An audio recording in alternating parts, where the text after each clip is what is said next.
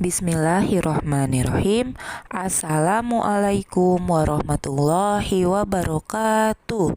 Apa kabar semuanya? Alhamdulillah, berjumpa kembali pada mata pelajaran matematika. Pada pertemuan kali ini, materi yang akan kita pelajari adalah tentang menyajikan data dalam bentuk diagram batang. Bisa dilihat pada buku paket SPS Matematika kalian halaman 149 sampai 150. Sudah siap? Yuk sama-sama kita simak dan perhatikan video pembelajaran berikut ini. Selain dalam bentuk tabel, data yang telah dikumpulkan juga dapat disajikan dalam bentuk diagram. Salah satu jenis diagram yang umum digunakan adalah diagram batang.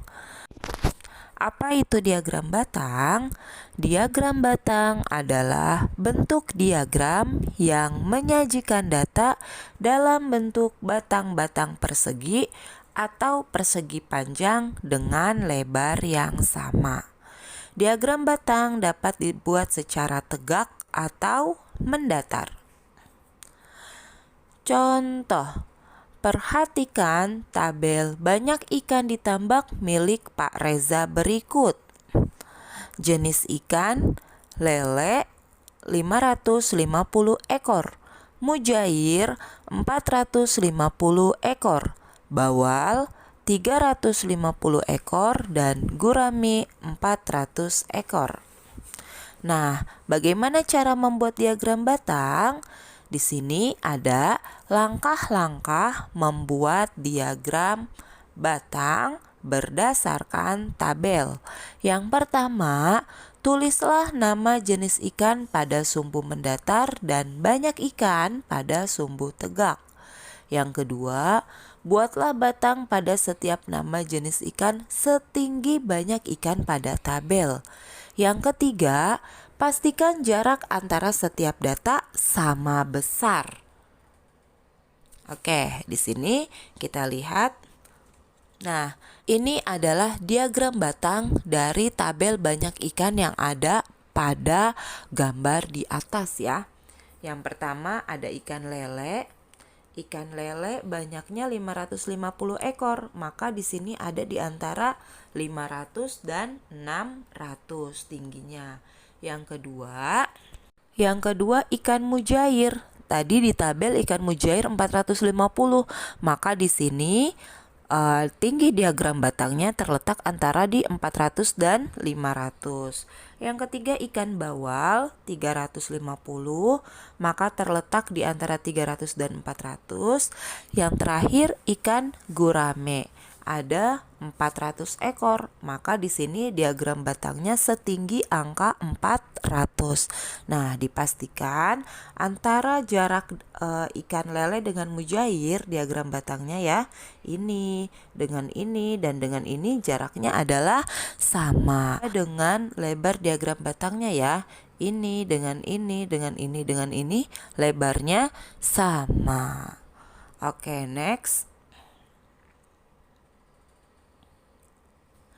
Nah, data yang diberikan tidak selalu dalam bentuk tabel, tetapi dapat juga dalam bentuk data acak. Jika data yang diberikan berupa data acak, maka langkah yang harus kita lakukan adalah susunlah data tersebut ke dalam bentuk tabel terlebih dahulu. Contoh, di sini ada data berat badan dari beberapa siswa kelas 4. Nah, inilah datanya. Ini acak ya. Jadi, perintahnya adalah sajikan data tersebut dalam bentuk diagram batang. Oke, bagaimana langkahnya? Ingat, jika ada data acak, maka kita harus jadikan data tersebut dalam bentuk tabel. Jadi di sini penyelesaiannya adalah yang pertama, sajikan data tersebut dalam bentuk tabel terlebih dahulu. Nah, kalau ada data acak, maka kita sajikan dalam bentuk tabelnya adalah kita susun dulu ya, dari angka yang paling kecil sampai angka yang paling besar. Jadi, di sini ada tabel berat badan dalam kilogram. Tabel sebelahnya adalah banyak siswa. Dimulai dari angka yang paling kecil, dari data yang paling rendah, berarti 35, 36, 37, 38, dan 39. Kemudian kita hitung ya. 35 ada berapa siswanya, 36 ada berapa siswanya, sama seperti pelajaran pada materi sebelumnya ya, yaitu membuat data pada tabel. Nah, jika sudah disusun dalam bentuk tabel, baru bisa kita buat dalam bentuk diagram batang berdasarkan tabel tersebut. Nah, ini dia diagramnya. Jadi, di sini ada banyak siswa ya, yang ini banyak siswa. Kemudian yang bawah adalah berat badan 35. Yang berat badannya 35 ada 5 siswa, maka diagramnya setinggi angka 5. Kemudian 36 ada 3 siswa, diagramnya setinggi angka 3. 37 ada 6 siswa, maka diagramnya setinggi angka 6. Kemudian 38 ada 4 siswa, maka diagramnya setinggi angka 4. Kemudian yang terakhir 39 ada 2 siswa, diagramnya setinggi angka 2. Seperti itu cara membuatnya. Bagaimana? Mudah bukan? Insya Allah. Alhamdulillah, materi hari ini selesai. Semoga bermanfaat. Jika ada yang belum dipahami, boleh bertanya di kolom komentar atau bertanya dengan guru bidang studi matematikanya masing-masing. Ibu akhiri, wassalamualaikum warahmatullahi wabarakatuh.